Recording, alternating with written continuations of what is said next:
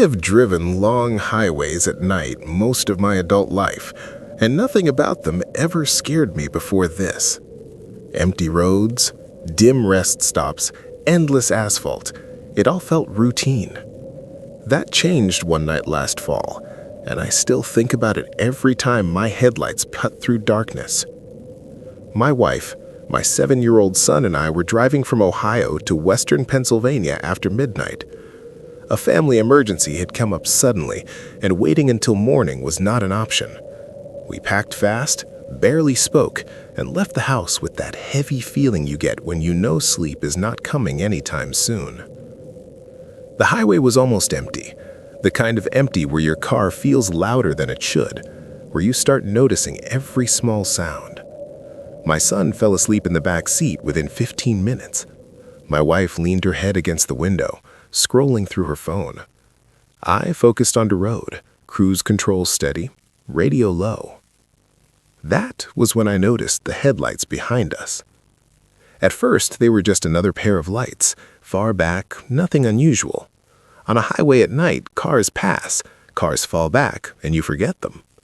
But these lights stayed. They did not get closer. They did not drift away. Mile after mile, they sat there, steady and centered behind us. I checked my mirrors more than I should have, trying not to let my mind wander. After about 10 minutes, the vehicle moved into the left lane and slowly came alongside us. It was a dark SUV. Black or dark blue, I could not tell. No roof rack, no decals, just tinted windows and high beams that felt a little too bright. The driver stayed level with us for a moment. I kept my eyes forward, pretending not to notice. Then the SUV slowed and dropped back behind us again. I told myself it was nothing. 5 minutes later, it did it again.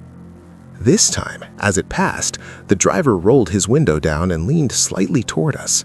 He started waving his arm in a slow, deliberate motion, pointing toward the back of our car. My wife sat up straight. "What is he doing?" she asked. I shook my head, probably trying to say something is wrong with the car. The SUV dropped back again, flashing its headlights once. I felt that subtle shift in my body, the kind you get when a situation stops feeling normal. Not panic, just awareness. A few minutes later, the SUV pulled alongside us again. The driver waved harder this time, pointing down toward our rear tire, then mimed a spinning motion with his hand. His mouth was moving, but we could not hear anything through the glass. My wife rolled her window down halfway before I could stop her. He shouted something I could not fully make out, but I heard enough. "Your tire? Something wrong. Pull over." I immediately told her to roll the window back up. "Do not engage," I said. If something was seriously wrong, he would not keep pacing us like this. The SUV fell back once more. My wife whispered, "What if something actually is wrong?" I glanced at the dashboard. No warning lights.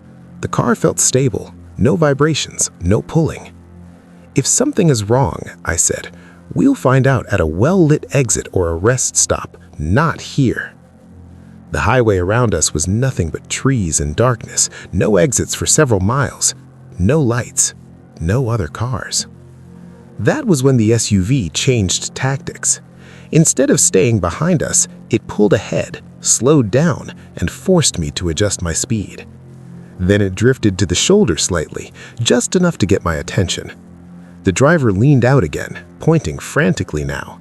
He slapped the side of his own vehicle, then pointed back at us, exaggerating his movements like he was trying to help someone who couldn't hear him. My wife looked back at our sleeping son, then back at me. "This does not feel right," she said. "No," I agreed, "it does not." I slowed slightly, letting the SUV pull ahead. As soon as it did, it slammed on its brakes. I reacted fast and switched lanes, my heart pounding. The SUV swerved back into our lane behind us. That was the moment the situation crossed a line. Helping someone does not involve brake checking them in the middle of the night. I increased speed, not enough to draw attention, but enough to create distance. The SUV matched it. We drove like that for what felt like forever, but later I checked the time. It was nearly 40 minutes. No matter what speed I chose, the SUV stayed with us. When I slowed, it slowed. When I sped up, it followed. When I changed lanes, it mirrored me. My wife searched on her phone for the next exit with services. 10 miles, she said quietly. There's a gas station. My grip on the wheel tightened. The SUV began flashing its headlights rapidly now, not the quick flash people use to warn about police. This was aggressive, demanding. Then the driver turned on his hazard lights and pulled partly onto the shoulder again, gesturing frantically, pointing at our rear bumper. I shook my head and mouthed the word, no. That seemed to anger him. The SUV surged forward, pulled alongside us again, and the driver shouted something through his open window. I didn't hear the words clearly, but the tone was sharp, irritated, almost mocking. My wife whispered, "Why is he getting angry if he's just trying to help?" That question answered itself. When we were about 2 miles from the exit, the SUV suddenly sped up and cut in front of us again. This time, it didn't brake. It just stayed there, blocking our lane, matching our speed. I considered calling the police, but the signal indicator on my phone showed barely 1 bar. I knew even if the call went through, response time would not be fast enough to matter. I focused on getting to that exit. As soon as the exit sign appeared, I moved to the right lane.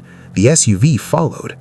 At the last moment, just before the ramp split from the highway, I made a decision and stayed on the highway. The SUV took the exit. I watched its taillights disappear down the ramp. My wife let out a shaky breath. Maybe he really just wanted us to stop there. Maybe, I said, though I didn't believe it. We drove another 10 minutes before pulling into a brightly lit truck stop that was still open.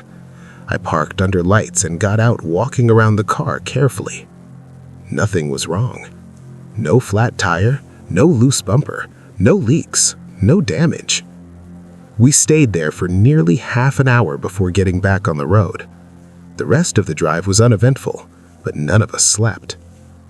The next morning, while sitting in the hospital waiting room, I overheard 2 men talking near the coffee machine. They were discussing a robbery that happened a few nights earlier on a nearby highway. The details made my stomach twist. A family had been traveling late at night. An SUV followed them, waving them down, claiming something was wrong with their vehicle. When they stopped on the shoulder, 2 men got out of the SUV. One distracted the driver, the other smashed the passenger window. Wallets, phones, jewelry. The men sped off before anyone could help. The location they mentioned was less than 20 miles from where we had been followed. I didn't tell my wife what I overheard. She already knew, deep down. We both did.